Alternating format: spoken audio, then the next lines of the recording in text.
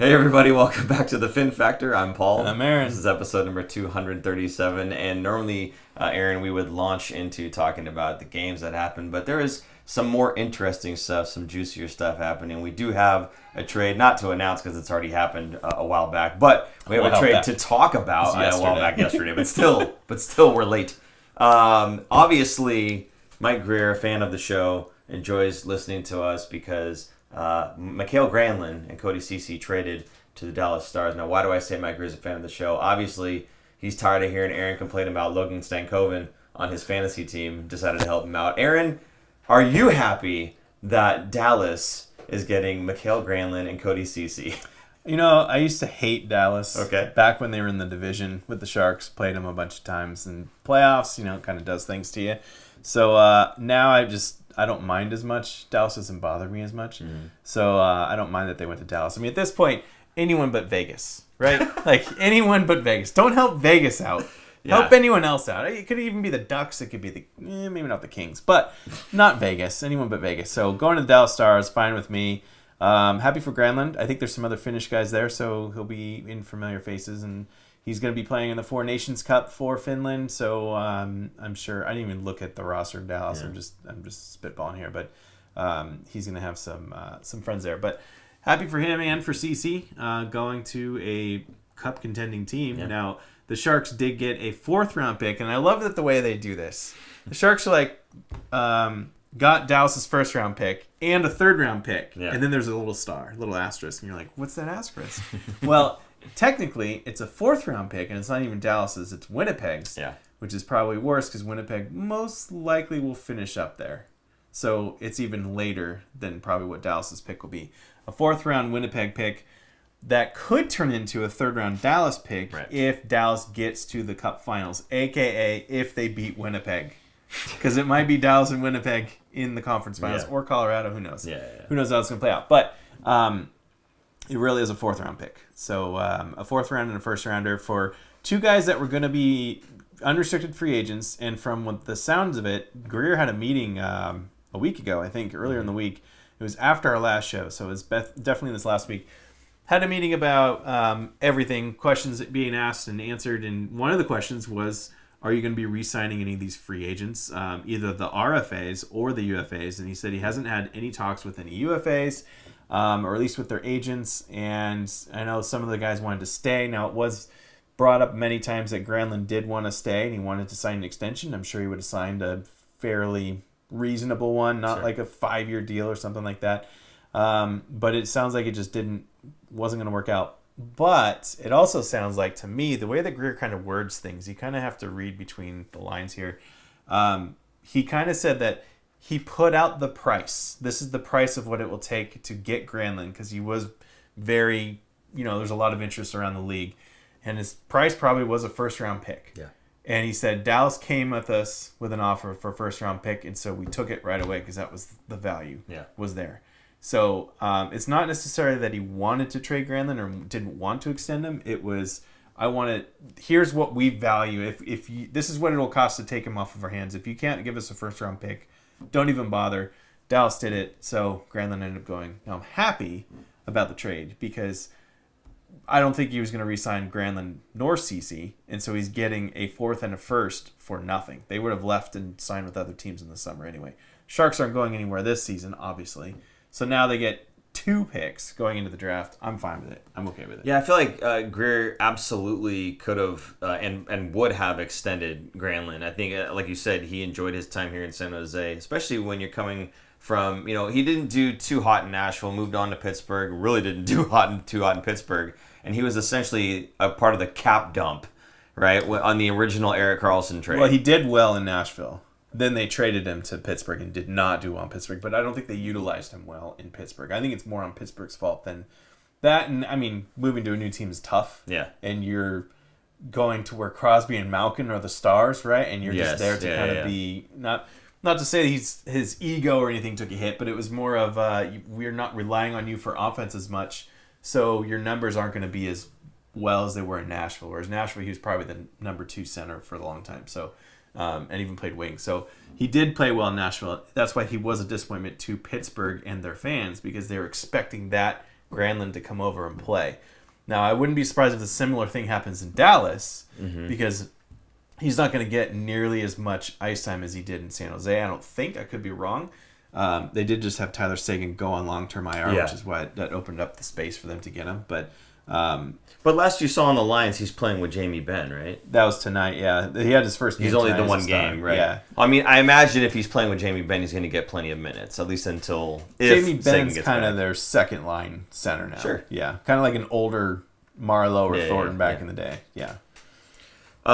So obviously we're going to be asking you guys about this, and I can already see the comments coming in saying how people feel about it. So just hold on, because we will get to that, how you guys feel about it. But yes, essentially going back again, though, this was a player that Pittsburgh wanted to get rid of, right? And San Jose ends up taking him, and kind of he revitalizes his game in San Jose. So not completely out of the question that he would want to extend here in San Jose. Obviously, didn't work out that way. I think if Grier didn't get the offer of a first, he would have absolutely said, okay, let's go back and talk about that extension again, right? But again, that was the value that he had on him. That's what they came in and offered to him right away. Again, before the Four Nations, now this was actually sort of significant because before the Four Nations, if he gets hurt during that tournament, then it becomes really difficult to trade him too, right? Yeah. Okay. And then, I mean, once you come out of that break, you're also very close to the deadline, right? So it's like, I think a lot of teams just wanted to make those trades happen. We saw there was quite a little bit of activity happening recently in the past week or so. Yes. And so I think a lot of teams wanted to get ahead of that with the whole tournament and everything. Just get this guy on our team, right? We'll get him acclimated. Even if they're not part of that tournament, at least they could spend time getting used to the city or the team or the facility, whatever else. So I think that was part of the reason why it happened as early as he did. Because Grier did say, I wish we could have kept him just a little bit longer. Both of them, really, Ceci too. I wish we could have kept both of them just a little bit longer. But Dallas came with that offer of a first, and that's what we were looking for. So it's hard to say no, right? I think we talked about this last week. Mikko Rantanen got traded. That kind of opened up everything else. There was a couple teams in the running to get Mikko Rantanen. JT Miller's the next one. He just got traded this week to the New York Rangers. And now we see Granlund getting moved because Dallas is kind of like, well, we're not getting JT Miller. We didn't get Rantanen. I don't know if they were in the running for that. They didn't quite have the space for it. But they probably, if they were in the running, they could have made some stuff happen. So now you're starting to see more dominoes are starting to fall. And we're seeing more trades well before the deadline. And kind of bigger trades. Like these are the kind of trades that you would see that week of the deadline, not a month before the deadline. Yeah. So I wouldn't be surprised. Now there is going to be a roster freeze during the Four Nations break, so we won't be seeing anything after, I forget when it starts, sometime after next week.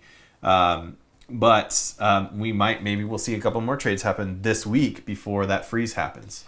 Yeah, I mean, I wouldn't be shocked really to see a little bit more movement before that Four Nations tournament. Again, I want to reiterate this though with the whole Erik Karlsson trade because we got the first for Karlsson. I believe there was a second that was involved in that one too that could have became a first, but it didn't.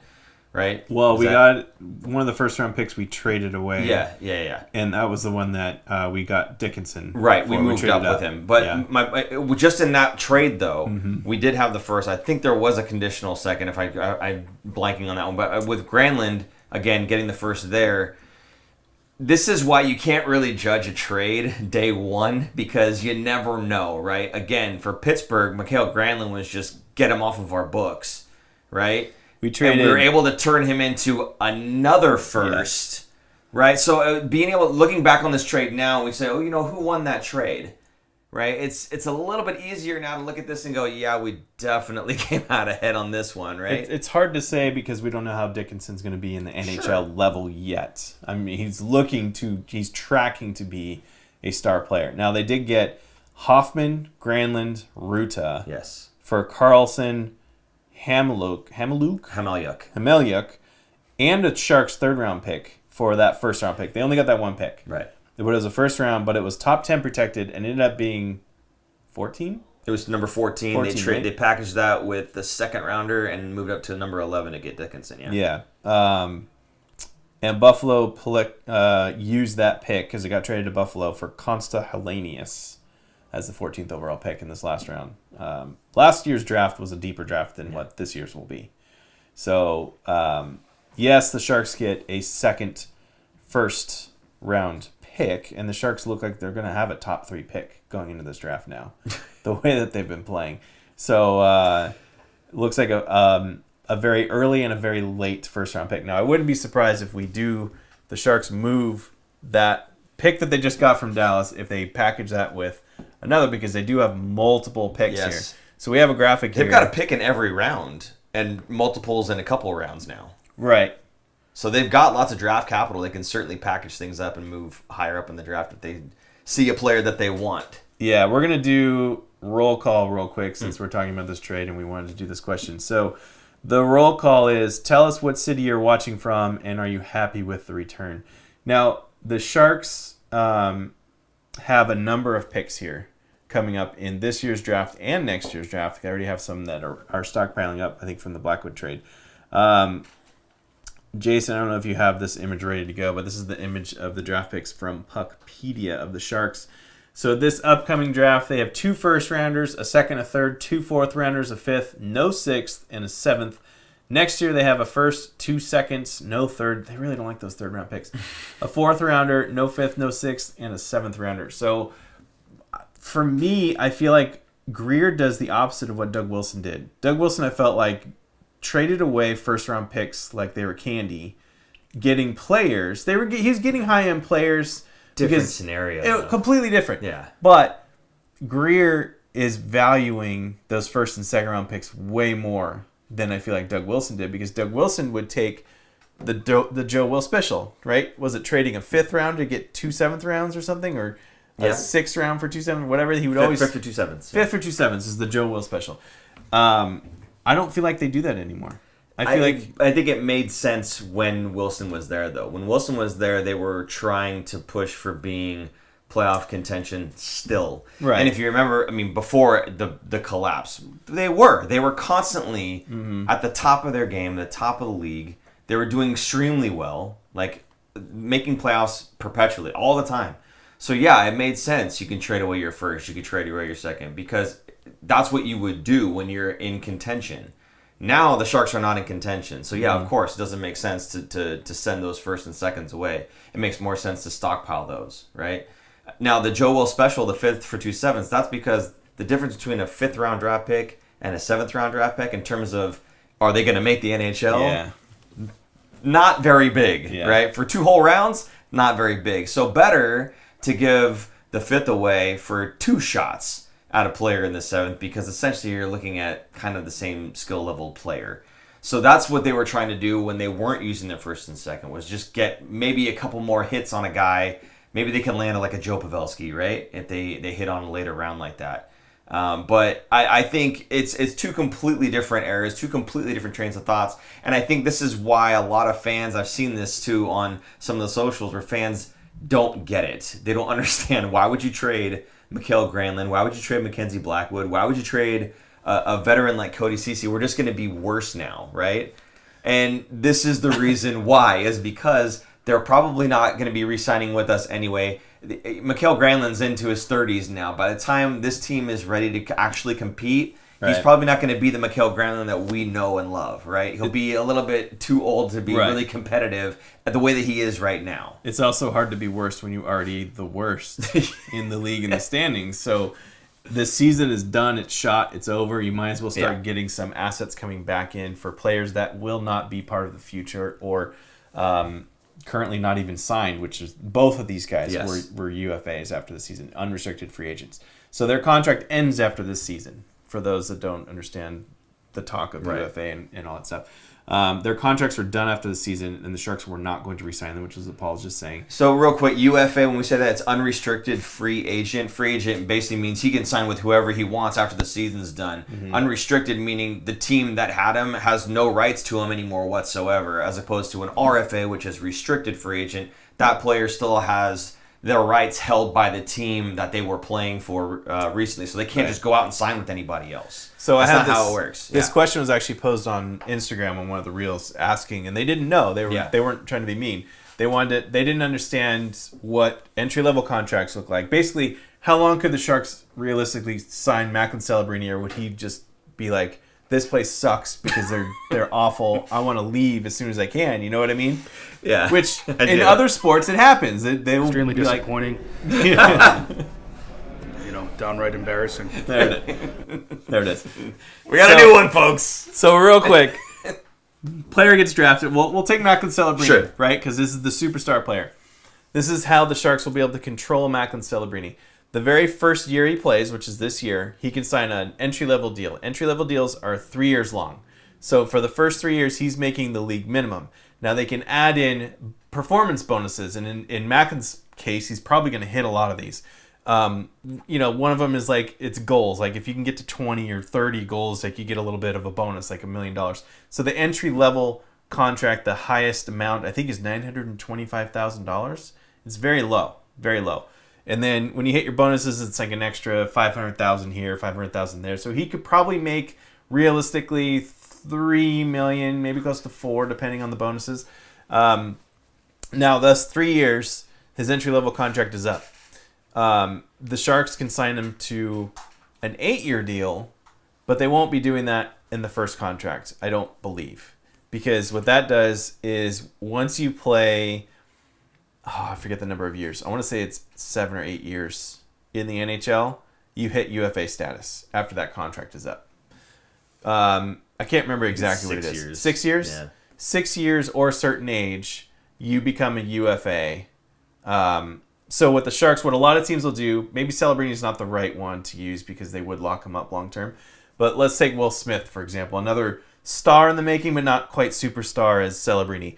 They would do a bridge deal is what they call it. So after the first 3 years of an entry-level contract, they'll sign a bridge year of 3 to 4 years, kind of a prove it to me, show me you're going to be this star player, but you need to kind of prove it, and we'll pay you, let's say, $4 million for 4 years, right? Now he's a superstar player. Like, let's say Will Smith is knocking it out of the park at that point. Now he's going to be signing, but after that 4-year bridge contract, he's still an RFA. RFA is restricted free agent. So what that means is any team could sign that player when he hits free agency, but the Sharks would have the rights to match it. And if they don't match it, the team that signs him to a contract or offers him a contract has to give the Sharks, depending on the dollar amount, X amount of draft picks as compensation for taking away a player. It's kind of rare to see. It's called an offer sheet. Yeah. It's kind of rare to see another team send an offer sheet to another team's RFA. It has happened. Kotkaniemi is one of them, right? Is that the one in Carolina? I don't remember yeah. And Carolina was really petty with it Yeah. because Montreal was trying to do something. I can't remember the logistics. But Usually it's not even that they really want that player; it's they're just trying to screw the other team. Yes. Yeah, they're trying to screw up their cap situation. So the Sharks, in Sharks history, have done this. Doug Wilson did this to Chicago. Niemi. Sent an offer sheet, not to Niemi. He did it to, first he did it to Hjalmarsson, the defenseman. And Chicago matched it. But because Chicago matched it, that put them into cap hell, and they couldn't sign Antti Niemi. And so then the Sharks were able to sign Antti Niemi as their goalie. This was right off of his cup win, too. Yes. Right after that. Yes. Yeah. So it happens. Some teams mess with it and all that stuff. Anyway, that's kind of a not so brief overview of contract situations. And I probably missed some stuff, and you can post in the comments and tell me how terrible I am. But that's fine. Got beat off walls. Okay, Aaron, you've got some stats about Granlund and Ceci here. Yes. From their time with the San Jose Sharks here. Right. So obviously, I think a lot of the comments so far in the live chat here, a lot of it is reflecting that people are going to miss Granlund. Which isn't to say they won't miss Ceci necessarily, but I think Granlund was kind of like the guy, right? Yes. For a lot of Sharks fans, really enjoyed having him on the roster. Obviously, a big help to a lot of the younger players. Talk about guys like Eklund and Smith, who's been playing. Smith more recently has been playing alongside Granlund, as has Zetterlund. And, somebody had said in there that, Zetterlund, not so much of a concern because he's a little bit older, but guys like Eklund and Smith, maybe this impacts their development just a little bit. I don't know. We're going to have to see how, I think it's going to be Wenberg jumping in, probably taking that center spot and seeing how he's able to help out with these guys. And we'll kind of see who's helping who really with Granlund gone. And I'm not sure if he missed any time with the Sharks this season. I don't know if he... Granlund missed he did a couple games. A couple games, okay. But, so, yeah. I mean, not a big sample size to see with him out of the lineup. How did it shake out? Last season he missed more than this season. But well, we didn't have Smith or playing with it, right? Or Yeah. Macklin on the team in that case. So Granlund played 121 games for the Sharks, and he had 27 goals and 78 assists for 105 points. Unreal. Pretty good. Pretty good for a guy that was just a cast-off in that Erik Karlsson trade from Pittsburgh. So he was, and like you were saying, a good mentor, good leader for the really young guys. Yeah. I think he helped Macklin a lot in the face-off circle because he was constantly giving him tips. And this was in the very beginning of the season. Granlund was asked about it, and he was like, yeah, Macklin is very studious and has asked me for all these little nuances and all these little things. And Granlund is notorious for being a very good face-off taker. So, and for a little guy, too, because Granlund and Celebrini are roughly the same kind of size and type player, and Eklund, too, for the most part. So they kind of hung around him and learned some tips and stuff, and it's great, and he was fine. He was also one of the leaders in the room. Now, there's been a lot of questions lately about that, about the leaders in the room, right, being gone. Yeah. There's other leaders there. Is it going to hurt? Yes. But does it really matter for this season? No. This season, again, is done. And people confuse this because you talk about leaders, right? A leader isn't necessarily the guy that gets the most points. Now, Granlund was, right? Mm-hmm. He was the scoring leader on the team, and he was on like an emotional, personal level also a leader on the team. Mm-hmm. But a guy like Barclay Goodrow, he's been around the block. Now, he's not the guy that's going to go out there and get all the goals that your team needs, but he is the guy that puts hustle in. He is the guy that plays the game the right way. He bangs bodies. He plays hard. Guys like Nico Sturm, Luke Cunnin, these are guys that go out there and they play the game the right way. They play the game with heart. They play the game with intensity. That's what you want to bestow upon your younger players because they already have the skill. Mm-hmm. It's not about them learning the skill. They are where they are because they have the skill, right? They're going to stay where they are because they learn that emotional drive to play the game, to play it the right way, right? That's what these leaders are there for. So it's not like you need to have a guy who's a fantastic goal scorer to be a leader for a Will Smith or for an Eklund or for a Macklin Celebrini. They've already got the skill, right? It's teaching these guys how to play the game the right way and the nuances of the game. Hey, this is how we take faceoffs. If you want to have a little bit of a cheat here or there to try to get that, right? Now, Granlund, yes, but you also mentioned who's he bunking with, right? Who's his bunkmate? Joe Thornton. Yeah. So I imagine he's also getting some pretty good tips, like you said before, from Joe. So he's getting it from other sources as well. So yes, there are guys that are going to be leaving this locker room, and that is just how, this is the nature of the business, right? It's the nature of the beast. You're going to have veterans that end up moving on teams that are not very good, but that doesn't mean that the leadership of the team goes away. One man's leadership, certainly, and a very important one, but there's still guys there that can help lead. Yeah, I mean, to me, it's like, it's almost a transition time, too, because we've talked about this last week about Couture not being there, and the captain isn't there, and everyone is kind of getting upset about the captain not being there, but it is what it is. Celebrini will be the next captain. This is his next step now of taking what Granlund brought and other players have brought to him to teach him and show him a way to lead, and he's going to start taking more of a leadership role. Yeah. So again, it's a transition for Celebrini to start taking over the team, and the younger guys, Will Smith and Zetterlund and Eklund and those guys, they are now becoming more veteran players. Not that they're veterans, but more experienced, and they're going to take that and start leading the team with it. So a transition period for all of them. I have to laugh here because Peter St. John says, and guys like Will Smith, Paul. I'm not sure what he was referring to, but then he goes on to say, "Don't forget about Will the Thrill Smith." We're not gone there. Will the Thrill? No. You know what? Will Clark's nickname. You know what? No, I know whose nickname it is. I know Clark. exactly. No, it's not. It's Phil the Thrill Kessel. No, it's a trap. No, it is. Will it the is. Thrill was It's a travesty that Phil Kessel is not playing with some team and promoting a hot dog night for them. I agree. Okay. He should be on the Sharks. I was hoping last season the Sharks would sign him and then flip him. Yeah. Once he gets into shape after a full season training camp with the Sharks. Anyway, Could beat off walls. Okay, so that was Granlund. All right, was real anything quick. else to that? Or? Cody Ceci, though, 54 games. A lot of people were kind of dumping on him. I feel like he gets dumped on every team he plays on. Yes, he he played does. for Ottawa. He played for Edmonton. Edmonton traded him. So Edmonton traded him to the Sharks with a third-round pick. Yeah. So the Sharks got... For Ty Emberson. For Ty Emberson. So I think the Sharks got basically a third and a fourth-round pick for taking him. I'm going to say that fourth-round pick is Yeah, for CC, right? You're right. Yes. Granlund gets the first. CC gets the fourth. Yes. And that could turn into yet another third. Right. Possibly, probably not, but maybe. But anyway, in 54 games, he had 4 goals, 11 assists. He did lead the Sharks in some categories here, which is kind of cool because I didn't think CC was great. I thought he was okay. Yeah. He was mediocre. He's very mid, as the kids say. Oh, come now. He led the Sharks. He led the Sharks in ice time. Blocked shots. just absolutely freaking embarrassing. I was waiting. Blocked shots. Press that button. And he was second in defenseman for hits. Yeah. So he was a piece of the Sharks defenseman. He was a defenseman. I'll say that. See, and this is where I think a lot of the like trophies, if you will, like for instance the Calder, this is where people look at points way too much.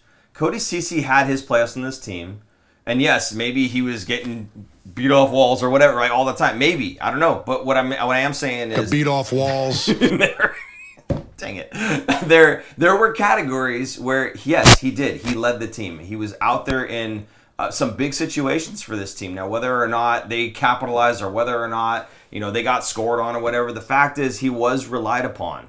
And he is a veteran in this league. Mm-hmm. And he was worth for another team to go out and say, you know what, yeah, we want Granlund, but gosh, we could use... Even if it's a sixth, a bottom pairing guy, or just insurance for if somebody goes down for a playoff run. You have an NHL caliber defenseman that could plug in if you need him. Absolutely. So, I don't know. I think this is, for me, this is one of those trades where, as Doug Wilson always says, nobody got one over on anybody else. Right. I think the first was warranted. I think the fourth that can turn into a third, totally fine. And I think they're going to get 2 players that they're going to be very happy with. So I think this is one of those times where everybody got what they wanted. Mm-hmm. Everybody won. A guy and his dog said, I watched Dallas today. Ceci played good, and Granlund got his first point. He got his first point tonight in that game. So, Peter St. John. Ceci's a veteran, a solid third-pairing defenseman. I agree. He was playing higher on the Sharks because the Sharks don't have NHL caliber defensemen. Not a knock on Ceci, just it's a knock on the Sharks. That's their problem right now. In the last couple seasons, they just don't have enough NHL caliber defensemen. They will soon, hopefully. Maybe this summer they add 1 or 2 pieces, maybe even through some trades. Yeah. Maybe we get somebody during the trade deadline this season. Who knows? Like some kind of bad kind of contract up because the Sharks currently have, I had it written down somewhere. Oh my God, so much cap space. $18 million in cap space right now. So what's cool is they are set up now to take on bad contracts and get more picks. There's not a lot of teams that have that much cap space. So going into that trade deadline, the Sharks are looking ready for open for business, I shall say. Big time. So who knows what else can come their way. Take on a bad... Oh, I can't lie, it was, a lot last, month and... Take on a bad contract and, what? Why the face? Thanks. Words are hard sometimes, all right? Well, Shang, if I knew that answer, then I wouldn't have. We would have started off better. Okay, he's brutal over there, but it's good. Makes for good pod. Okay, what else did we want to say about this whole thing here? Now, you talked about the cap space that we have, right? Mm-hmm. There was something else you wanted to transition into here from them having this amount of cap space. The pick value. Not cap friendly. Puckpedia. Thank you. Or no. Puckpedia has a score for draft picks for pick value. Yes. And the overall pick value for the Sharks for the next 3 seasons is 326.37.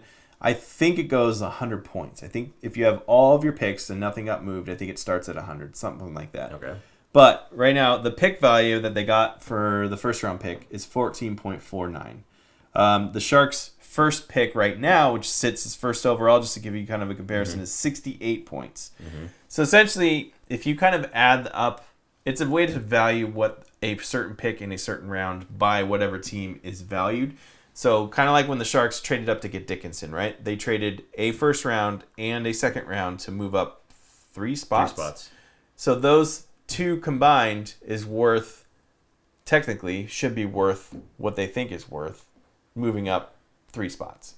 So that kind of gives you the math and a trade value or a pick value for everything. So obviously first round picks are worth more, and if you're closer to the first overall pick, it's going to be worth more than if you're not. So the Sharks are looking pretty good. This draft I'm not so excited about because there's just not that many high-end players, and there's not really a standout first overall pick. So it's kind of like the draft from 3 drafts ago, when, was it Saflovsky went number 1 overall? Slavkovsky. Uri Slavkovsky. Yeah. That was kind of a surprise because everyone thought Shane Wright was going to go number 1 overall, and he went 4th overall. I think it's going to be like one of those drafts where there's no consensus number 1. Everyone's going to be flabbergasted at, oh my gosh, that team picked that person in this pick, blah, blah, blah. Someone's dropping so far, so I think that's what's going to happen. So I'm actually okay with there not being a McDavid, Bedard, Celebrini type player necessarily out of this draft.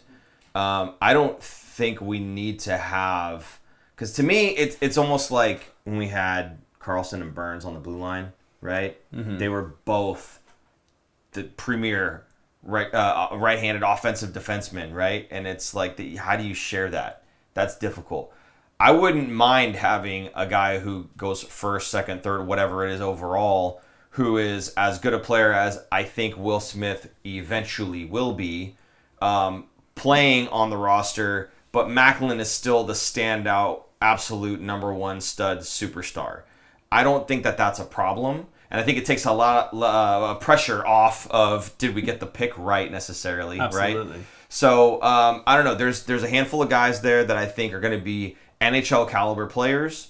I don't think it really matters if we get this guy or that guy. Anybody there is going to help this roster out, and the years down the line. And I don't think we're going to have any problems with there being a power struggle between one player versus another. We've seen how, not exactly to this extent, but how that didn't really work out with the Rangers, right? With JT Miller, that whole thing.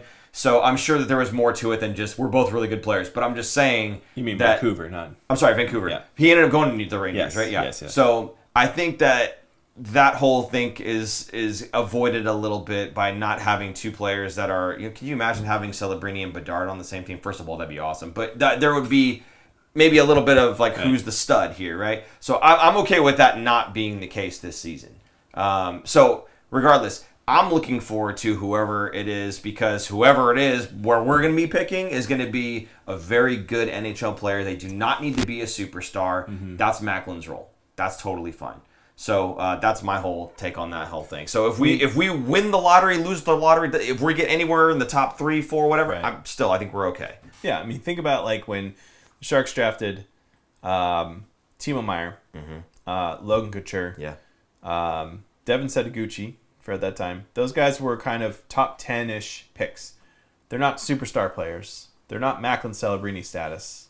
They're good players. They're maybe an all-star game or 2 in their career, but not leading the league in any categories or doing anything like that. That's the kind of player that this draft is kind of looking like it's going to be. So it will be a good player. Yes. It's just not going to be a Celebrini, a knockout player where you're like, oh, this is the savior of a franchise, right? Not a franchise player. Yeah. But still a very good player and an important piece of the Sharks' future. So, yeah, I'm excited. I'm excited to see what he's going to do with that Dallas pick, too. And there's a lot of people that really want Eklund's little brother, to get picked, like trade up to get Eklund's brother. Yeah. Or honestly, I know that there's other guys that are considered better than him. I get it. The Misa, whoever this, right? I get it. There's players that are better. I don't know that I care.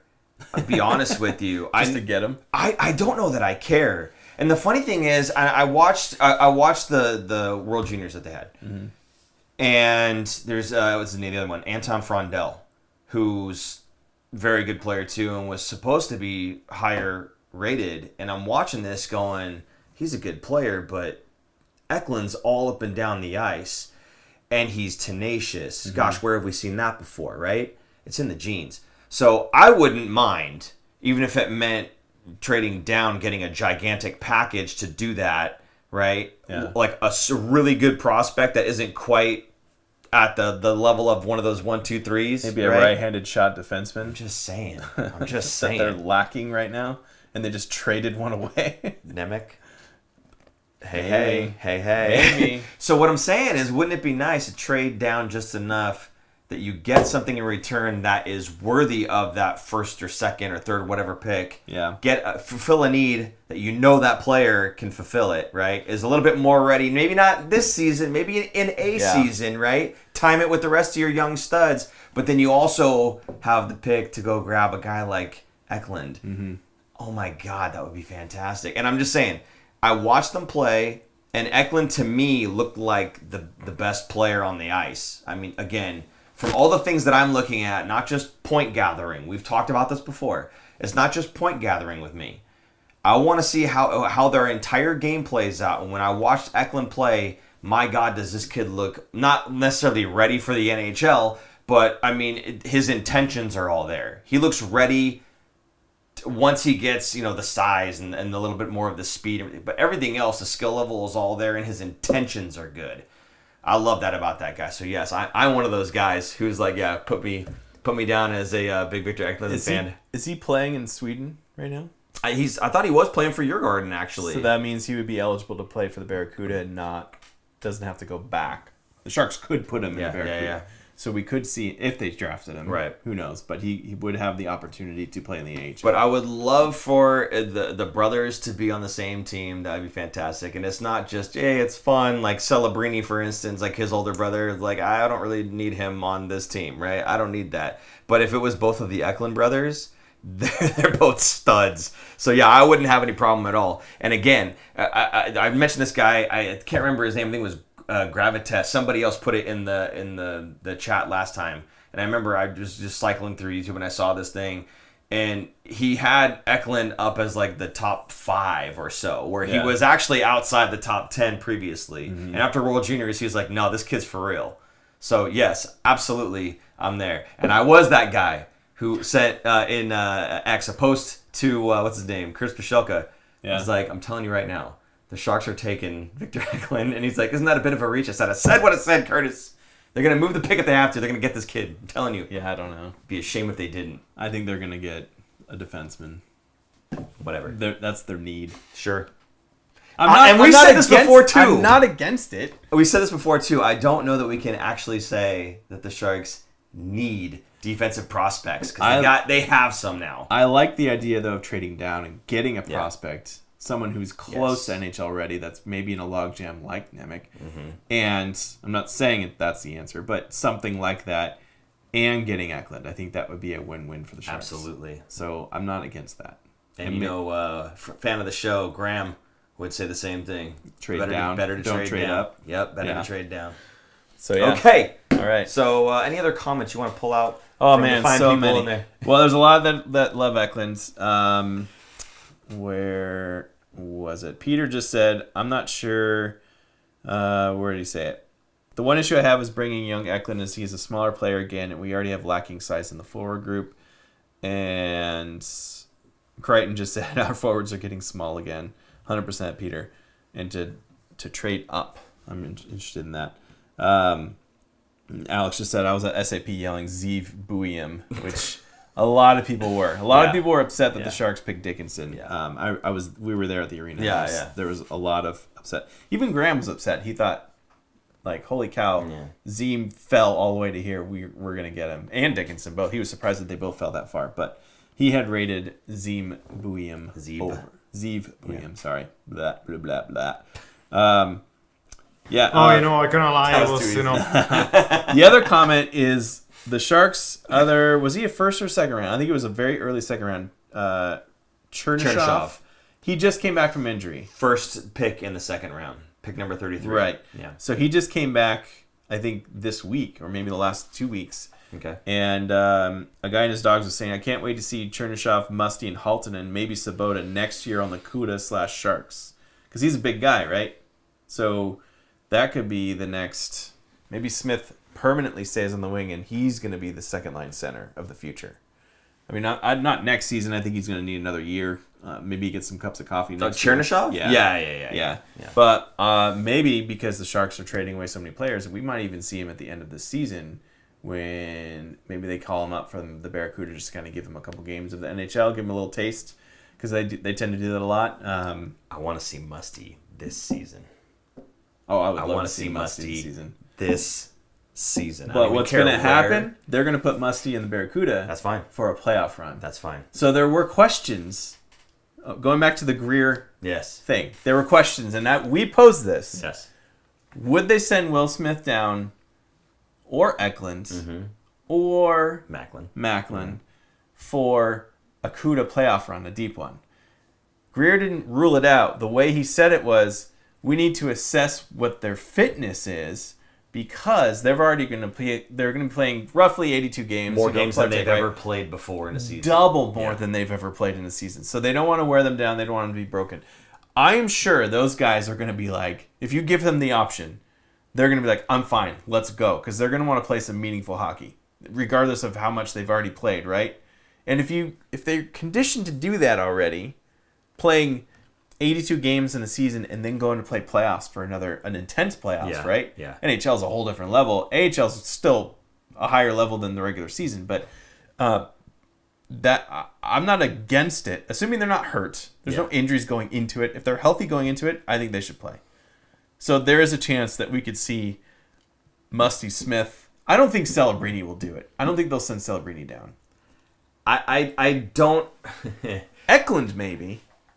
You would send Eklund before you send Celebrini? To get more meaningful hockey minutes in? See, I think... Eklund's more in shape for it. But regardless, I think Eklund is already... He's so established in the NHL. Just because you can, I don't know that you should. For me, it makes more sense to put Celebrini in that situation, right? You played in college. You did extremely well in college. Didn't quite get through the whole, the Frozen Four thing, right? And then you come and you play and you get beat down every single game. Your team loses repeatedly. Got beat off walls. And so what better way to kind of just end the season on a high note than to go play with the CUDA, a team that's already good enough without you, and you bring them a superstar. In the AHL, he is a superstar. In the NHL, he's a star. He's a stud already. Yeah. I don't care what anybody says. He's fantastic. And you put him in the AHL, absolute superstar. Speaking of AHL, by the way, did you see Askarov? Are we going to talk about this later? We can do it now. Do it now. Yeah. Askarov in the skills challenge. So he just got sent down. I don't know if it's today or yesterday. He got sent down back to the AHL. Vanacek is coming up, by the way. Yes. So he's healthy. He got called back up from his Barracuda stint.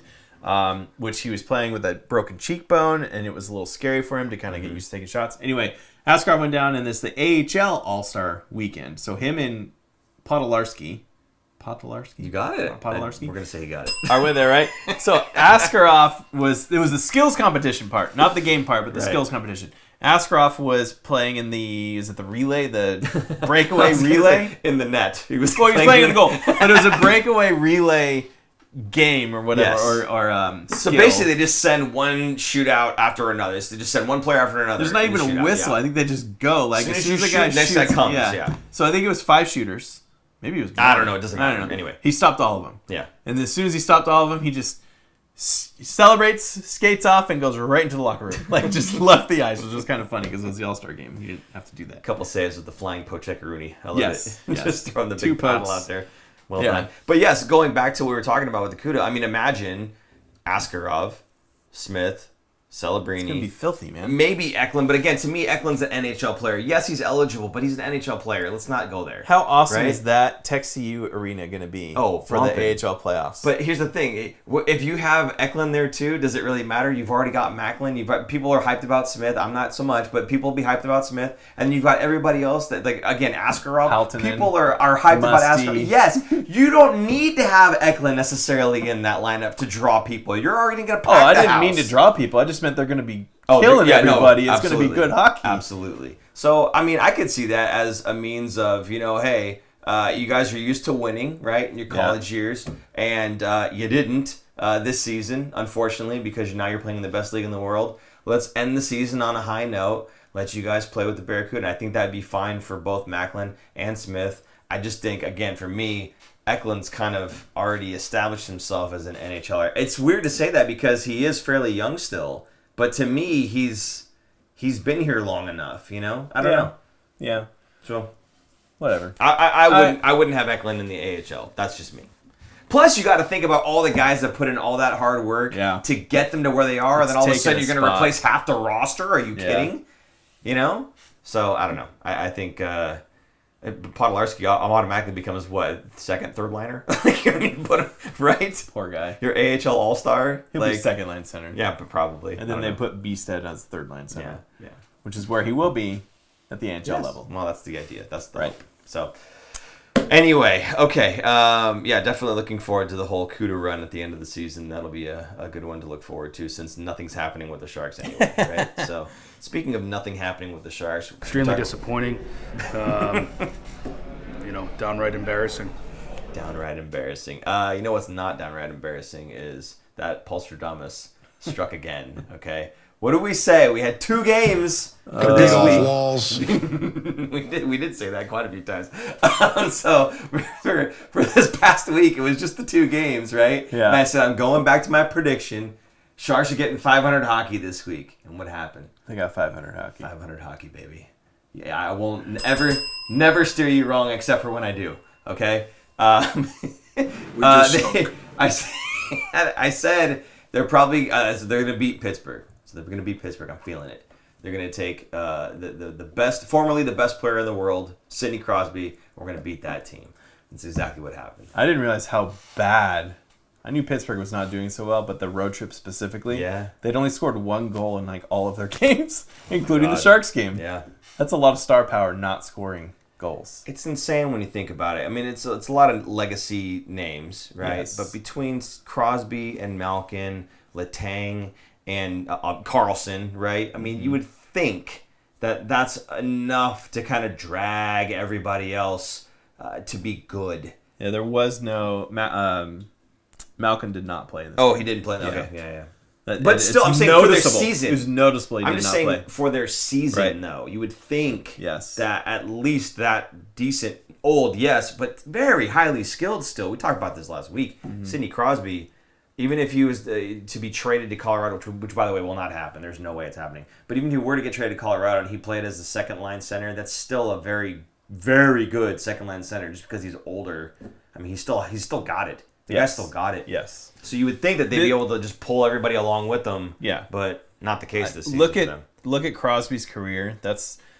Celebrini is a similar type player. I don't know if it'll be exactly that trajectory of how many points Crosby scored over his career, but similar play style. And look at how well Crosby's doing as late as he is, as old as he is. That's what I feel like Celebrini is going to be like because he already takes care of himself, conditioning, nutritional, he's doing all the things that a veteran player does at 18 years old. So he is projected to play late into his years. So Celebrini is going to be around for a long time. So looking at Crosby, it reminds me of, or it's kind of a look into the future of what Celebrini is. And you have some quotes here, right? Because Crosby was asked about Macklin. Yeah, we can do those now, if you want. Oh, whatever. Yeah, let's do those now. So actually, Crosby was kind of interviewed a little bit about Celebrini, and there was just some quotes I thought were kind of interesting, and I figured we'd put them on the screen for you guys. So, Super Producer Jason, we can get those up on the screen, please. This was just on the impression of Celebrini. He said, what's your impression of Max Celebrini? He says, well, I think just the more he plays, more comfortable he gets, more confidence he gets. He's going to be a big part of their team from now on. He's looking like he's everything everyone anticipated he'd be. And I kind of disagree with Crosby here. He is more than what people anticipated he was going to be. He is far more, I think, because everyone kept saying, they kept comparing him to Bedard. Well, Celebrini's not going to be quite the same level as Bedard. He's not a franchise-level player like Bedard is, but he'll be a very good player for the San Jose Sharks. And now we're all kind of scratching our heads going, maybe he actually is the better player because offensively he's still extremely gifted, but he plays a solid 200-foot game. And he's stealing pucks from players. Not only is he stealing pucks from players on a nightly basis, he's stealing them from very good players. like Sidney Crosby. And this is where the other quote comes in. Super producer Jason, we throw that one on screen. Says, on Celebrini recalling winning a puck battle against him, he says, well, I guess he values the one-on-one battles and winning those and knows the importance of it. Yeah, of course he values that, because stealing a puck from Sidney Crosby, it's not easy. It's not easy, even for an older guy, you know? He says you can tell that he's committed to play both sides of the puck, and he cares a lot about being a two-way player. That's something I think any team loves to see. You know, a lot of teams love to have their goal scorers, but I think a lot of coaches love to have their guys who are solid defensively and willing to play that side of the puck, as Crosby just said. And Crosby, again, defensively, he's one of those guys that you have to watch out because he'll stick lift you. Kind of like Datsuk. He's one of those guys that's really crafty with his stick, and once he gets his stick on the puck, it doesn't matter that you had it 0.5 seconds ago, it's his now, right? So I think, again, like you said, comparing Crosby and Celebrini, they're very similar. I think he had some praises to sing for him because they do play a fairly similar game. And again, to be able to strip the puck from Crosby is no simple feat. So I just thought it was funny how he says, well, I mean, I guess he values those one-on-one things. Yeah, I think anybody values that. Anybody, and this is my whole issue with Will Smith, is those one-on-one battles. I don't think he wins those, right? Macklin Celebrini does, and I'm not asking anybody to be Celebrini, but when you see the way that he attacks other players, it's relentless, right? It's tenacious. And because of that, he creates so much pressure. He takes away so much time and so much space from everybody else that's got the puck opposing him that he just comes up with it. And he led the league earlier in the season in takeaways or puck battles won, right? I mean, this is for an 18-year-old. Yeah. He's a rookie. He doesn't know the tendencies of anybody. He's just out there being tenacious, going after the puck and winning it. So Could beat off walls. Brad Carr just said, I definitely prefer Celebrini to Bedard, not just because I'm a Sharks fan. I love his game more. And I agree. I think Bedard's probably one of the elite goal scorers, or will be. But yeah. I think Celebrini, not that he's not a good goal scorer, but he has more well-roundedness to him. When he's not scoring, he's doing other things off the puck and defensively and more for his team. I was thinking about this. He doesn't really do that much shorthanded penalty kill time. But now that Granlund is gone, I have a feeling they're going to start playing Celebrini a little bit more because he is their best defensive forward. Maybe, yeah. So not to break their toy, but I think he's going to be that player, kind of like Granlund was, where he's going to lead the team lead the forwards at least, in shorthanded time, power play time, and 5-on-5 time. That he's going to be that all-around player that does it all. Even if they don't utilize him there, they could. They can utilize him at any point in the game. If there's any injury. Him and Eklund on the ice, killing penalties. Absolutely. They're going to come back and score shorthanded And goals. I said this before, too. Him and Eklund on the ice, yes, they are both tenacious. They both go after you hard, and they're both more than capable of stripping the puck. And God help you if one of these guys gets a step on you when they get that puck away, because it doesn't matter if you're up a man and they're down. They're just going to skate the puck in the zone. And that's the main thing. If you have a Macklin Celebrini and William Eklund PK, is you better hope and pray that you guys keep possession the entire time, because if it ever flips over to the Sharks, it's a dangerous situation, especially if you're one of those power plays that runs either 5 forwards like the Sharks did, or 4+1 like pretty much everybody in the league does, right? Because you've only got that one defenseman who's probably more offensively minded and not really going to do a fantastic job against Celebrini and Eklund coming at you. I like this quote from, I think it's Marina. The kid follows up for the rebound and spins goals out of straw. Oh, I like that. Oh, that was very funny. Well done. Okay, so those were the two quotes that I wanted to bring up. Crosby talking about Celebrini. I thought it very relevant because, again, as we said, two very similar players.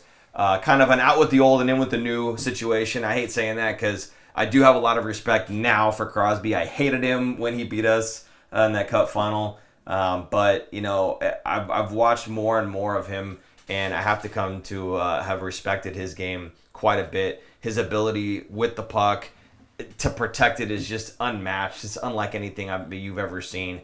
And if you enjoy watching little videos like that on YouTube, if you look up Crosby Edgework 2, it's one of my favorite ones. Crosby Edgework 2. If you watch that one, it is a fantastic showcasing of his abilities. It's bonkers. As obviously when he was younger, but still bonkers. Yeah. Anyway, we're not here to talk about Crosby. We are here Get to talk on with it. Get on with it. Get on with it. Get on with it. Yes, get on with it. So, Aaron, get on with it already. Jeez. Get on with it! By the way, I watched that movie just the other day with my kids. They loved it. Is it their first time They're like, watching oh, it? that, yeah. Now they get it. Yeah, they get it now. Because they saw the actual God, and they're Yeah. like, oh, it's like the Joe Thornton thing. I'm like, yeah, that's where we got it from, guys. So, anyway, thank you for that, Super Jason. Moving on. We're out of the Pittsburgh game. Eki patang. Zoom boy. Anyway, Pittsburgh, I don't even think we said we won that game 2-1. Yes. That's what I was getting at with that one. The only thing I'll say, the last thing Yes. about that game, it was like one of the first games I felt like the Sharks played a full 60 minutes and Yeah. looked great and did everything the right way and come out with a win. I was like, this is great. Yeah. But I feel like the Sharks always do this where they go on stretches of 4 or 5 games where they're not playing a full 60. It's one period here, a 10-minute part of a period here, and it just destroys the game. This is one of the games where they finally put it together. I feel like that happens. They get their butts kicked by Warsofsky probably yelling at them so much that they finally put it together, and then they go into the next game.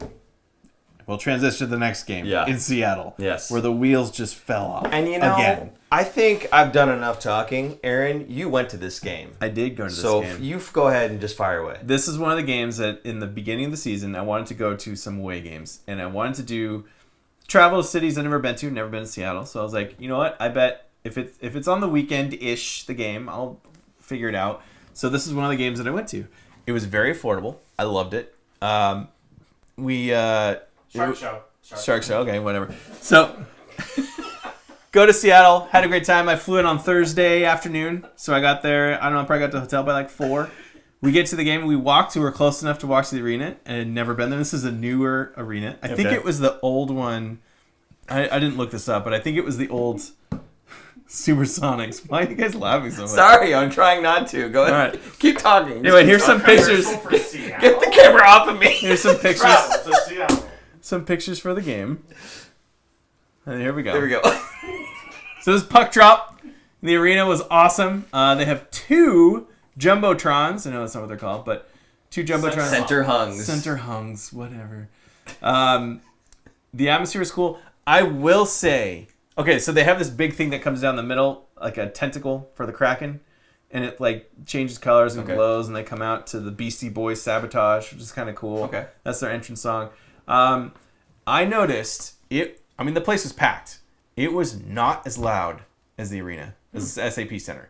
Now, I always hear players saying it all the time of like SAP's hard to play in because it's always very loud, especially when it's sold out and they're the Sharks are good. It makes it for tough, and I'm like, okay, sure. Maybe they're just saying that because they're in San Jose. They're being nice. No, it's true. This arena was loud, but I was like, I've definitely heard the Sharks arena was much louder than this was. It was kind of muted in a little way. And later, someone had told me that they built the arena for concerts, and they put all the soundproofing stuff. Like we kind of have some of these panels up. Yeah. They put a bunch of soundproofing panels in the ceiling. And they put so much that the Kraken like complained, and they took some out because it was killing the sound. Oh, wow. So it's great for concerts. Maybe not so much for hockey. Not as loud as it could or should be, I feel like. So walking around the arena, they had this cool brick part in the building. That was the club area, so I didn't get to go in it because I ain't that fancy. But they have this wall that you walk by, and then they're growing plants because it's Climate Pledge Arena. Mm-hmm. So they have it's the growing wall, I think it's called. So these live plants inside the arena, all these different kinds of plants. The concourses were very large, and it's really funny. I mean, it made me go, wow, the SAP Center is old. It felt so outdated compared to this place. Well, they just put it up. Yeah, but I mean, the SAP Center is now the 3rd oldest in the NHL. It is old. It is showing its age. And a lot of people talk about it. And now, I've been to so many games of the Sharks. I'm like, well, it's fine. It's fine. Now you go to the other arenas, and you're like, oh, man, it really is kind of old. Like, one concourse, they have the club level down low, but it's not that packed. You have one concourse out. The Space Needle is right outside, so you have a view of the Space Needle when you walk up. Very iconic. And I had a great time. The game was awful, but I was like... I'm sitting there, I'm like, okay, the Sharks are going to do pretty well tonight because they have Askarov. They're always, like, I feel like they're in every game when Askarov plays, and he had a bad game. And I wouldn't even say, I wouldn't pin it on him. Yeah. I think it was the Sharks really let him down, and I think they pulled him. It was a mercy pull because the Sharks were not playing well at all. So he was getting hung out to dry a lot. But it was a fun time, and I would absolutely do it again. I might even, assuming it's going to be on a weekend again or close to the weekend next season, I would do it again. I highly recommend it if you're going to go to Seattle to watch the Sharks. Oh, the other thing, there were a lot of Sharks fans there. I was going to say, in the clips there, it looked like there was quite a bit. Yeah. I mean, that was warm-ups, and I was on the Sharks side, so all the Sharks fans were there. But just walking, because we walked around a bunch in intermissions, and nowhere as loud as the tank. There were Sharks fans everywhere. I was kind of surprised a little bit. Like, the Sharks are terrible, right? I guess there's a lot of transplants in the Seattle area from down in the Bay Area. Okay. So that makes sense. My sister actually is one of them. Right. Yeah. So, and you know, the Amazon ties and people leaving the Bay Area for tech jobs and stuff in Seattle. So it makes sense, but I was pleasantly surprised with how many Sharks fans there were.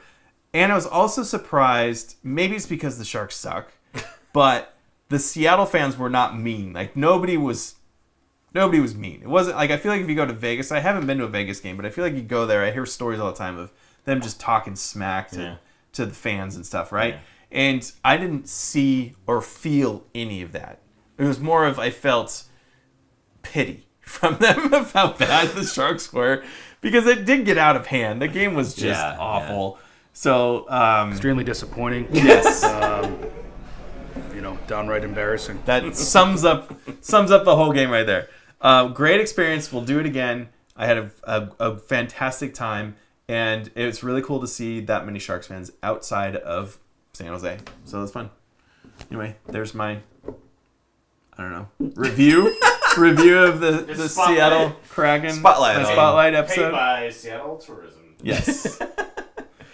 Okay. I don't think there's anything else really to say about this one in particular. I did note that during the broadcast, which you couldn't hear obviously, but during the broadcast, Randy had quoted Alexander Barkov, which was obviously not a part of this team, but he was just quoting him. And again, we heard some praises from... Is that because the Sharks just played Florida 2 weeks ago? I believe, yeah. Okay. So we had heard Sidney Crosby singing some praises for the young Mikael Celebrini, and in this case, they were quoting Barkov, and I believe it's not word for word here, but he's saying that Macklin plays the game the right way and not cheating to find offense. And I thought that was very interesting that a player would say of Barkov's caliber saying not cheating to create offense, right? Yeah. I like that about him. He, again, playing the game the right way, worried about the defensive side of the game as well. When you cheat for offense, generally you're giving up defense. And that's not what Macklin's game is all about. So again, just another player in the NHL, a star player, looking at Mikael Celebrini and being impressed, essentially. So again, very promising. I cannot wait to see how this guy's career pans out, and I hope it is completely in teal. One can only hope. Anyway, moving on from the Seattle game, because there's not a whole lot to touch on there, at least not that anybody would Askarov got pulled, I'll say that. Well, sure. I already said that, but... 4 goals in 6 minutes, less than 6 minutes in the second period. I will say, Will Smith got a point. Celebrini got a point. Why did you bring it up? Whatever. And Toffoli's goal was a beaut. Granted, it was 5-1 at that point, but he scored a nice goal. A goal scorer's goal for an illegal. Okay, so since you brought it up, I'm going to bring this. I'm going to ask this question. Did anybody watch Grundstrom's goal? It doesn't. Nobody asks how. No. Just how many. No, see, and I knew you were going to say that. And here's the thing about they don't ask how, just how many. That is reserved for playoffs and what was just the final outcome of the game. When you're talking about so like veteran guy, when you're talking about a developing player, absolutely, I'm looking more at how than how many. How many, I could care less how many points he gets. It's great that he's getting points. I'm happy for him. I'm happy that the Sharks are getting points. Fantastic. But the how is more important to me right now because this is his developing years. And if he's learning bad habits, like, I don't know, getting a puck 2 feet from the crease with nobody else around you, and your immediate thought is, I should one touch pass this back to the guy that passed it to me. Yeah, that's a problem. So he gets an assist. You know why? Grundstrom shoots it off the defenseman's skate, and it goes in. And he gets a point out of this. That's fantastic. But is anybody watching the game? Is anybody looking at this going, we should pat him on the back for that? I don't think so. So, yes, once again, you brought up Will Smith when I told you not to. So I can't talk about No. Will Smith in the show. You're not allowed to. No more. Even when he's on a Only if I'm allowed to. 6-game point streak. Okay, fine. Let's go to the previous game. What was the previous game? Can you scroll real Pittsburgh? quick? Yes, Pittsburgh. Scroll where? Yeah, scroll to where I can see my note on this one because I had a note. I didn't want to bring it up, but I'm going to. The defenseman completely fans on this clear from the defenseman and in the corner. He tries to dump the puck out of the zone. Fans entirely. This puck is a 5-mile-per-hour gift-wrapped present straight to Smith, who has all the time and space in the world and just finds Granlund, who scores a goal. Now, again, I'm happy that he got his point. I'm happy that he got there, that he made the pass to Granlund. That's fantastic. Again, it's great. I love it. I don't understand the hate. My problem is understand he the hate. doesn't have to work for this at all. He's not working for this. Doesn't matter. He buries it. It does matter. Because if we're just looking about that moment and the how many and not the how is going to rear its ugly head in 2 seasons when he hasn't learned the lessons he needs to learn. He is a normal 19-year-old player at the NHL. The problem is you see Celebrini, who does things extraordinarily well for an 18-year-old. And then you look at Will Smith and you go, poke him and you go, do that.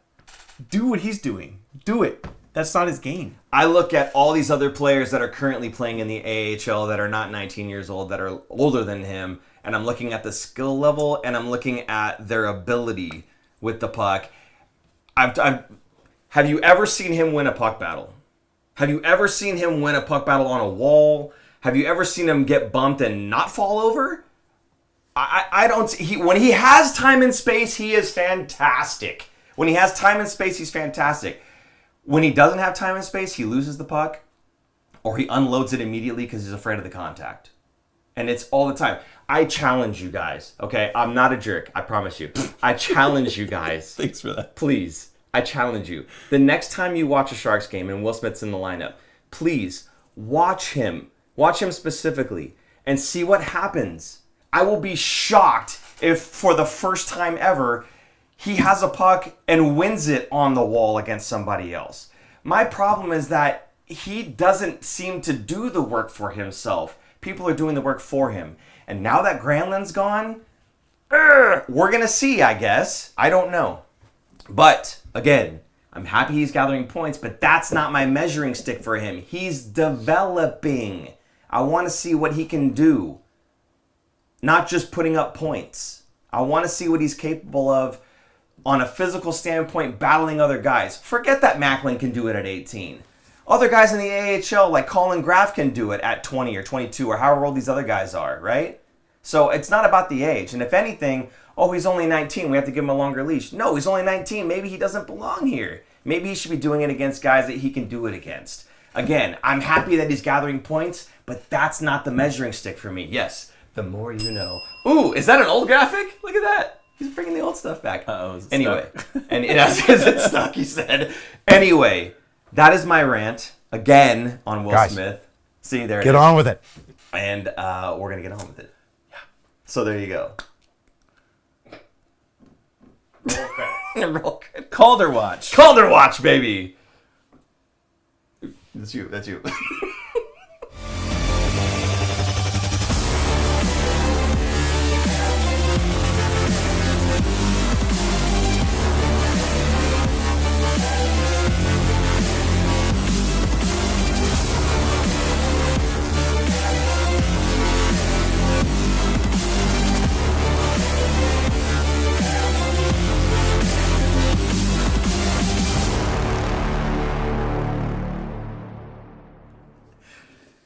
Sorry, real quick. I like Rob Spittler's comment. Paul just don't understand. It's a reference to parents just don't understand. I love that. That was really good. Thank you, Rob. Appreciate you. Go ahead. Fire away. Calder watch. All right. Here we go with the first one. Defense boy out of Montreal, Lane Hudson. He has not done much in the last week, so He still has a weird face. stagnant. Yeah, it's very punchable, isn't it? Look at those big ears and nose. People are going to hate on me for that one. Just kidding, Lane Hudson. Don't worry. Find him in Seattle. And Montreal fans who are very angry, little Montreal fans. In his last 5 games, he's got no points. So he is stagnant right now after putting up a bunch of points in a short amount of time to take the lead. So now in second place, our boy, Mac Attack Celebrini. 42 games. He's got 16 goals, 21 assists for 37 points.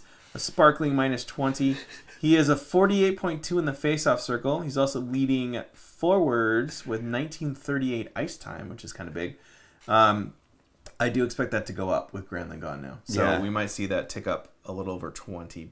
Maybe not by next week, but maybe in a couple more weeks. Maybe by the end of the season. Third place, yet another stagnant player, Matvei Mutskov. He is 52 games, 14 goals, 20 assists for 34 points and a minus 14. He loves to get into the doghouse. Oh, yeah. So, let's see. Last game, he had 16 minutes. The game before that against the Islanders, he dropped to 8.5 minutes. The game before that was 14 minutes, and the game before that was 9 minutes and 45 seconds. So, his problem is John Tortorella not trusting him and benching him, which again we'd said earlier could be at the downfall of him from possibly winning. Stop the Calder trying the Trophy. Michigan, buddy. So yeah, he went off. Torts doesn't like the Michigan. Knock it off. You know, he calmed down on that. You know what he said? Yeah, I give up. Yeah.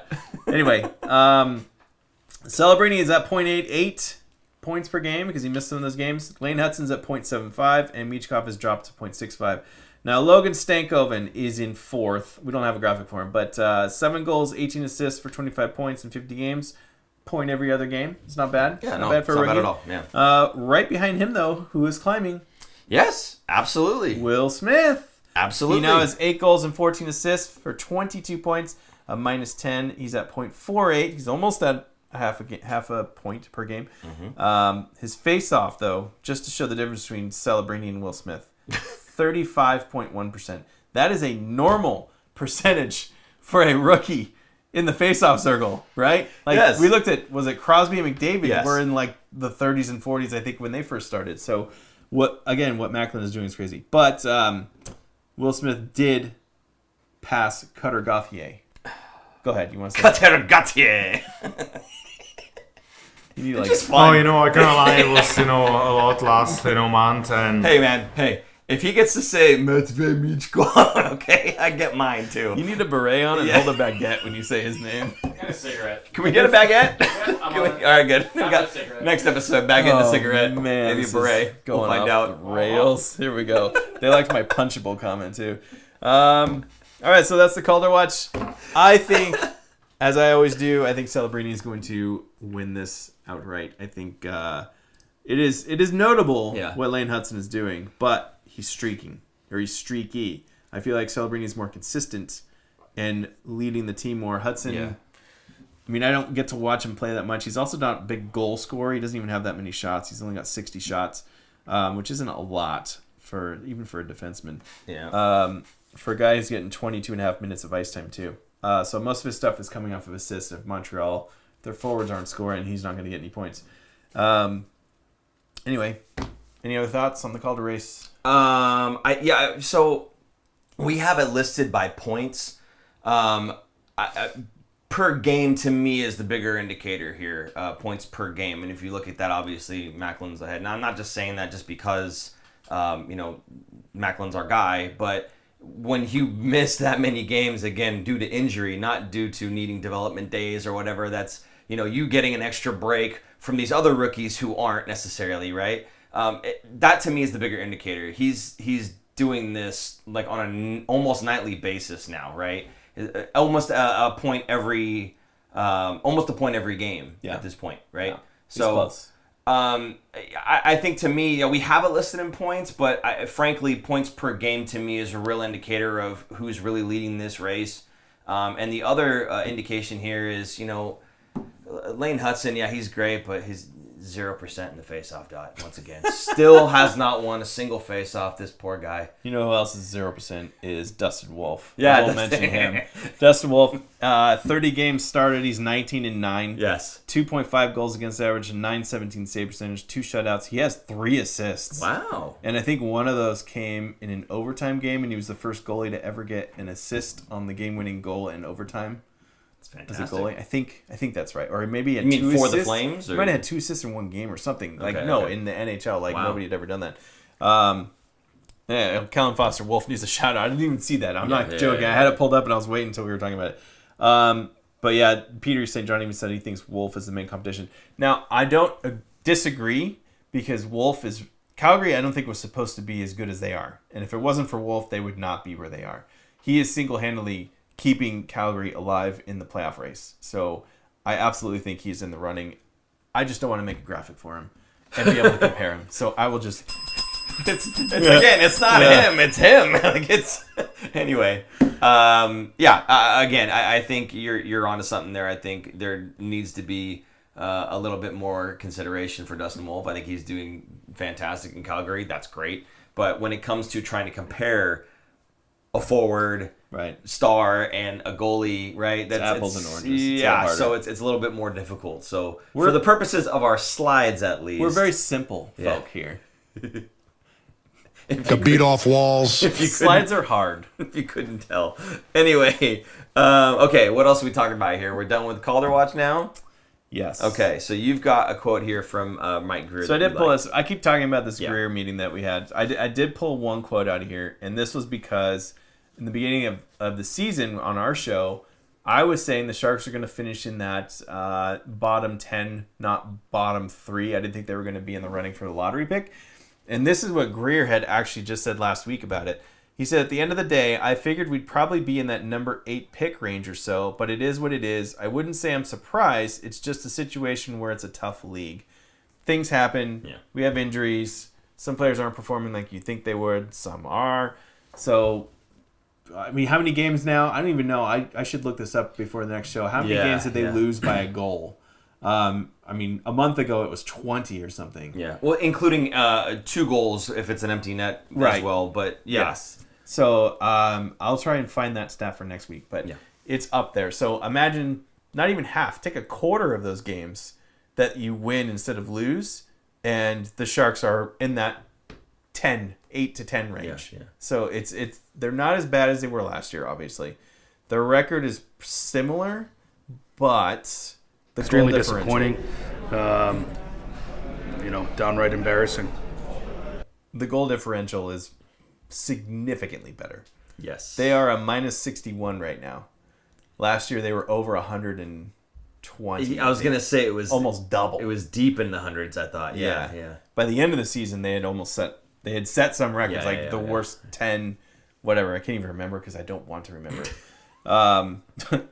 So, yeah. Anyway, that was the quote I wanted to pull. So, this week. Essentially what Aaron wanted everybody to know was that he had guessed right in...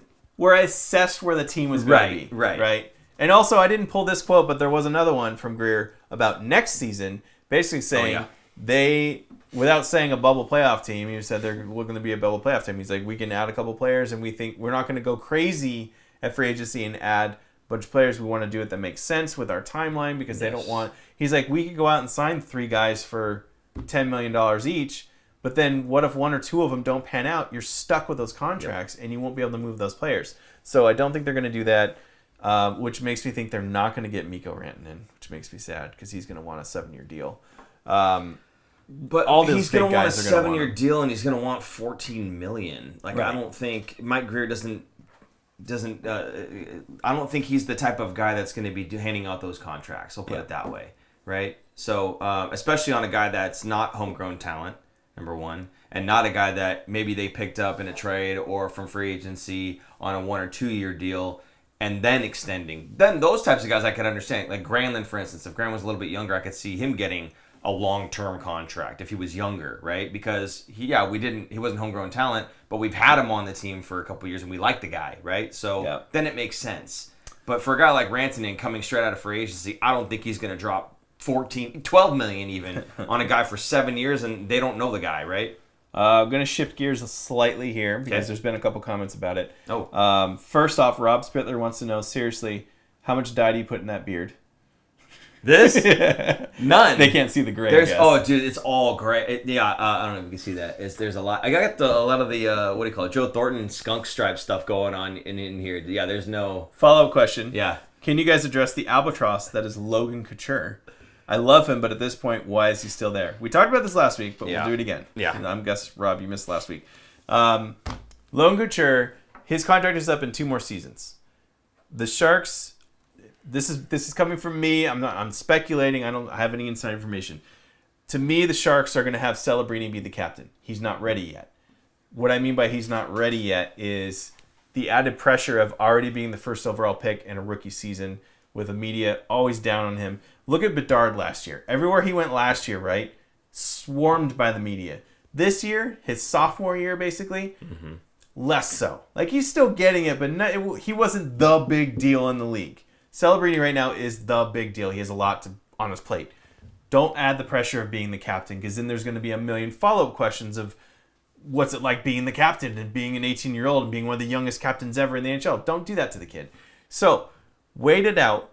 Give Couture the respect of being named captain and keep the captaincy until he is no longer a San Jose Shark. He is still a San Jose Shark even though he's not playing. He's around the locker room. He's around the boys when they're in town. He's doing a lot that he can. He's earned that captaincy.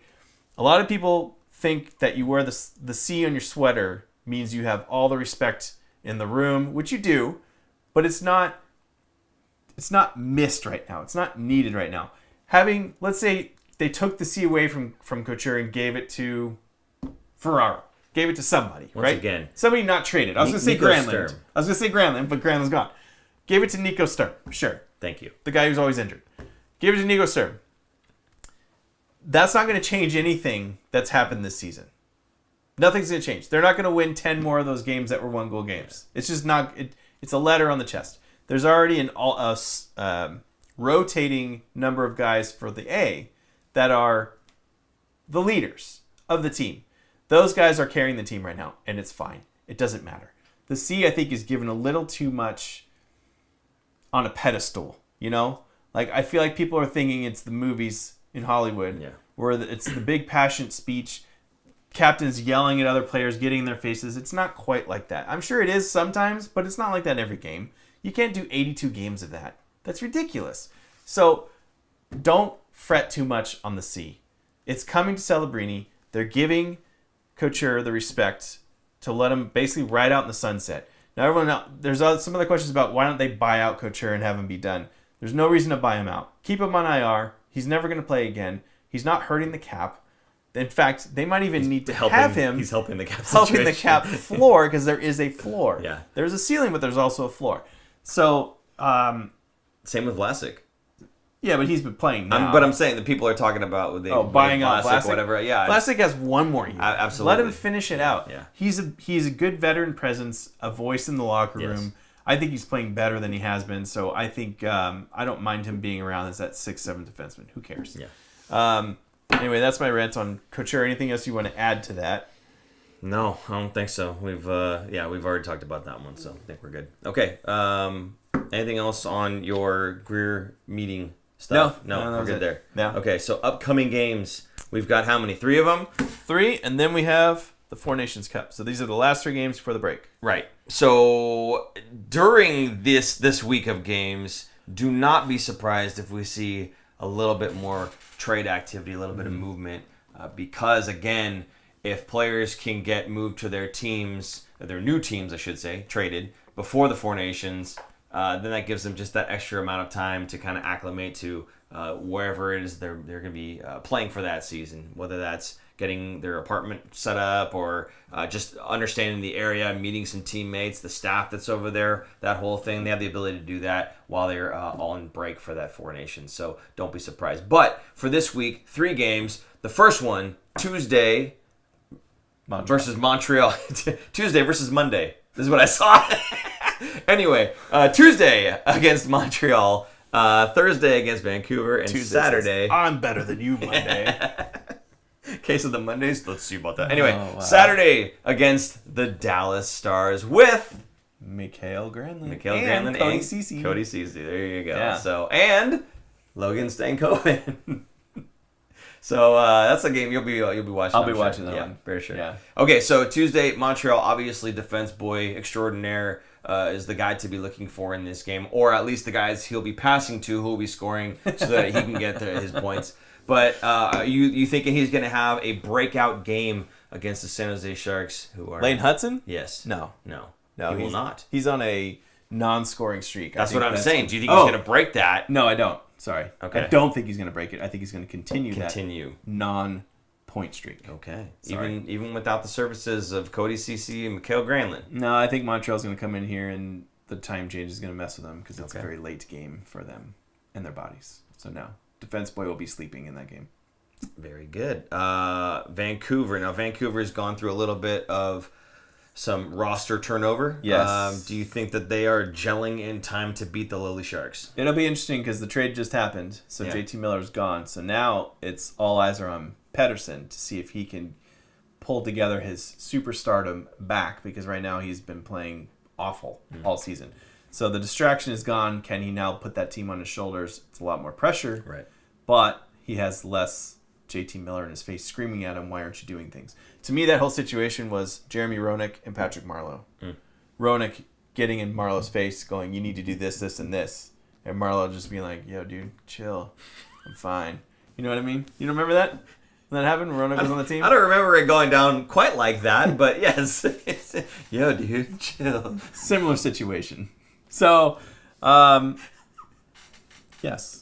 Did that conversation happen in the 70s? What was I think that game's gonna be. I think that's gonna be a tough game for the Okay. Sharks. Vancouver and Dallas games both are gonna be tough. Okay.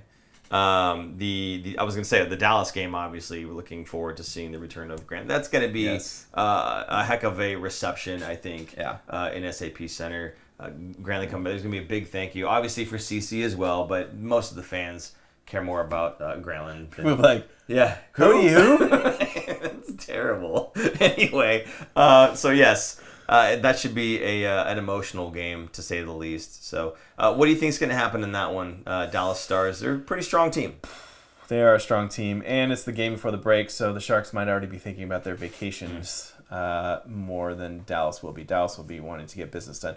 The problem with these last couple of months is these teams that they're going to be playing, most of them are in the playoff hunt, and they need points, so they're going to be playing hard and finishing out games, whereas the Sharks, not so much. Yeah. And we've seen them not able to finish out games. So the competition is going to get a lot tougher in the coming weeks. Plus, you have that hanging over your head of, oh my God, Mike Grier's calling my phone right now. Do I want to answer this? You know what I mean? Yeah. That hanging over your head of anyone could be traded. What's Well, up? you know, that hanging over your head, like you just said, Peter St. John saying trade for Noah Gregor and sign him to a 4x4 deal. So perhaps Mike Grier is going to be making that phone call. Absolutely. I don't think so. Oh, you can bring the jersey back. I don't think so. Bring it back, baby. That was fantastic, being able to meet him and have him sign it. He didn't know anything about this show. I know people were speculating, but no, he doesn't know about us. His uncle knew us. We're way too small time. I think it was his uncle. Yeah, I think so too. His uncle works for what's the ESPN in Canada? TSN. TSN, yeah. TSN Radio in Canada. He has a show, I guess, and he blasted us on Twitter a couple times. I think last season or 2 seasons ago when he was on the team. Yeah. Not mean. He wasn't mean, but he was basically calling us kind of names. Look, I'm just saying. Sometimes I feel a certain way about a player, and sometimes I'm right. Those are the two options. Is the only option, really. There you go.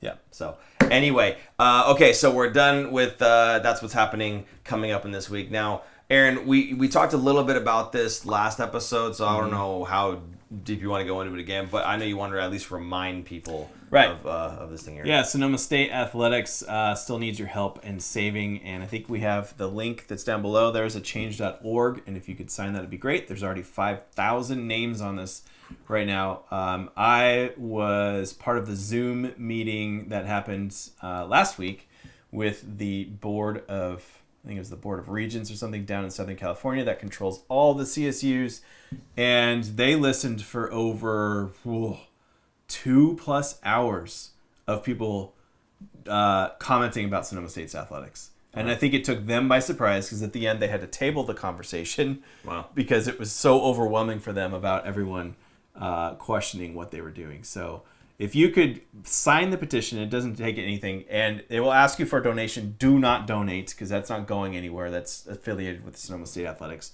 So just sign the petition. That would be very helpful, and I appreciate it very much. Marina Domingo Young, I hope I'm saying that all right, just said sign. So do appreciate you jumping in and helping out with that.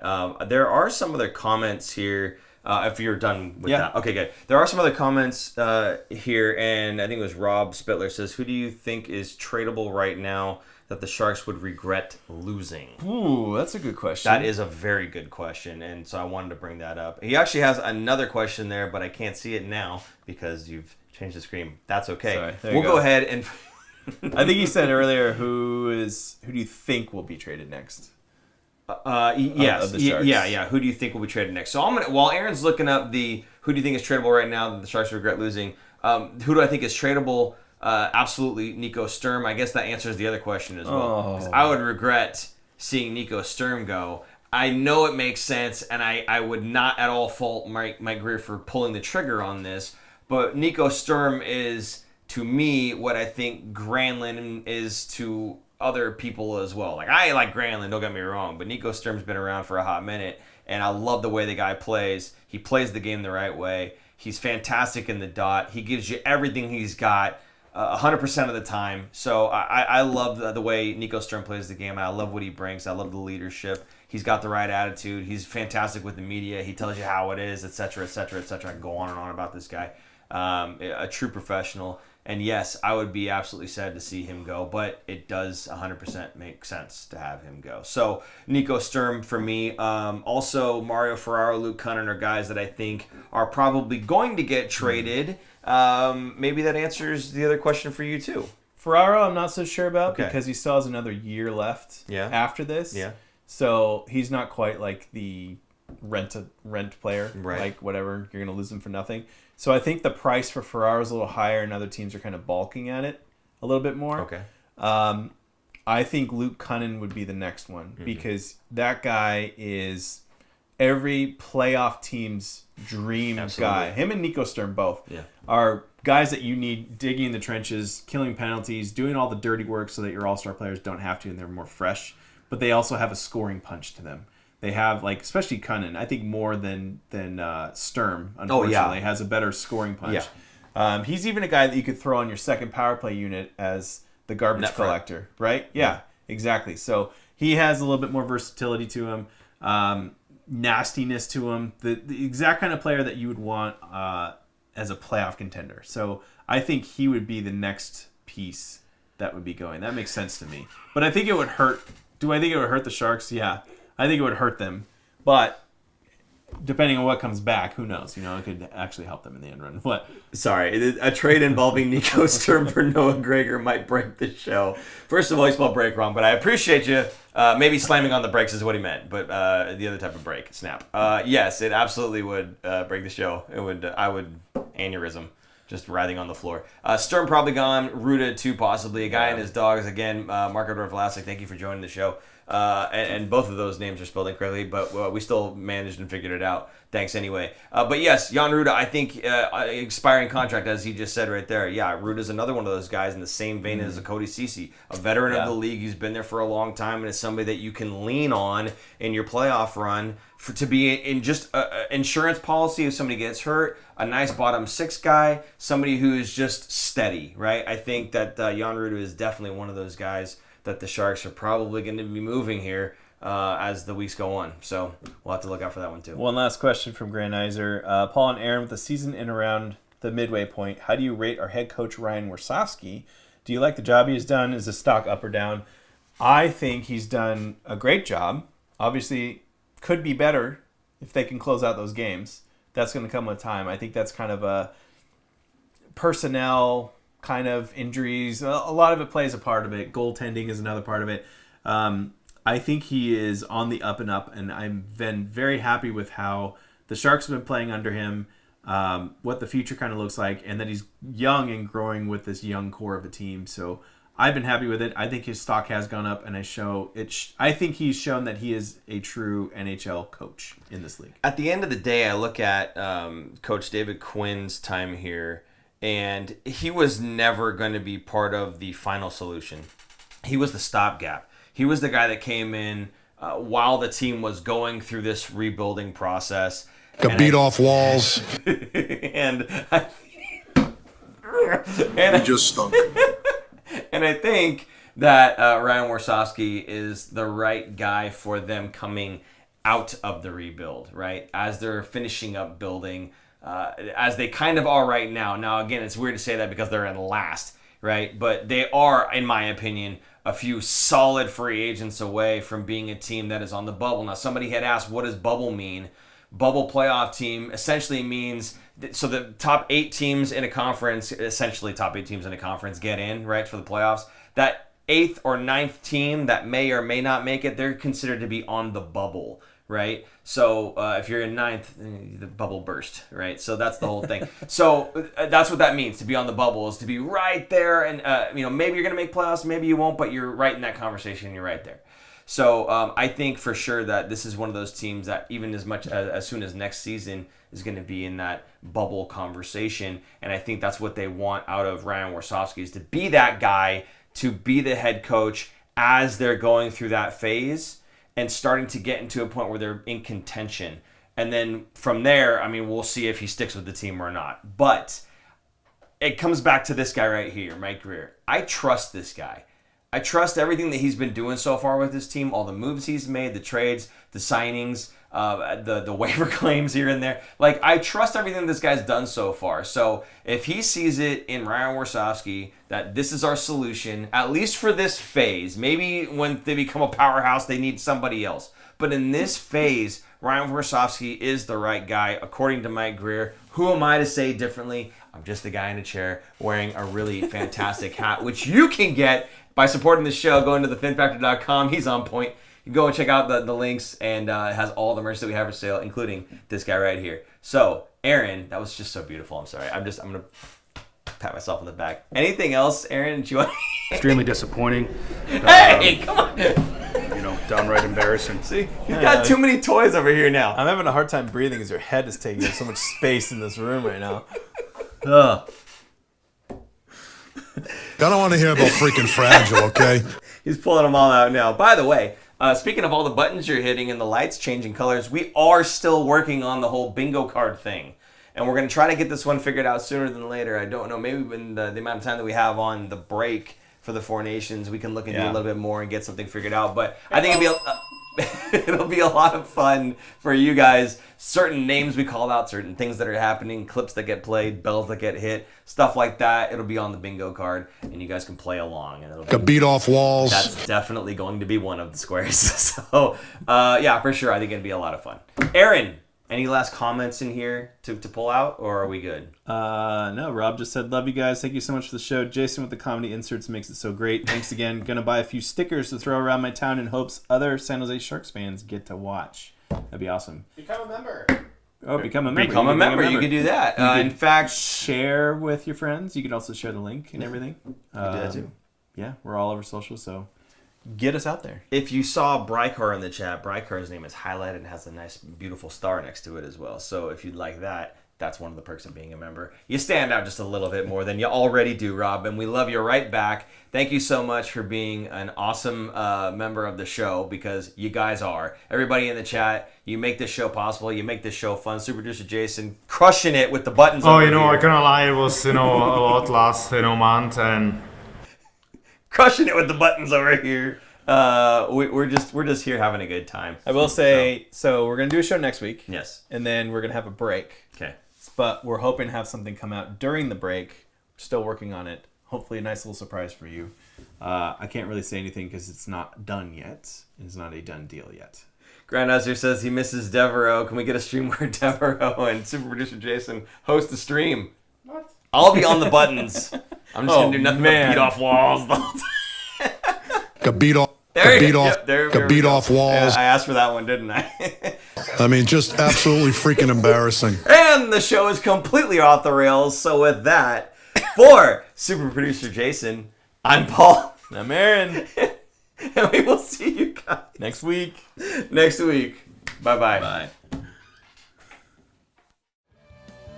Thanks for tuning in. If you like this episode, check out our other content, especially interviews. You can interact with us directly through social media at The Fin Factor and on Instagram at Fin Factor. And don't forget to join our live streams on YouTube.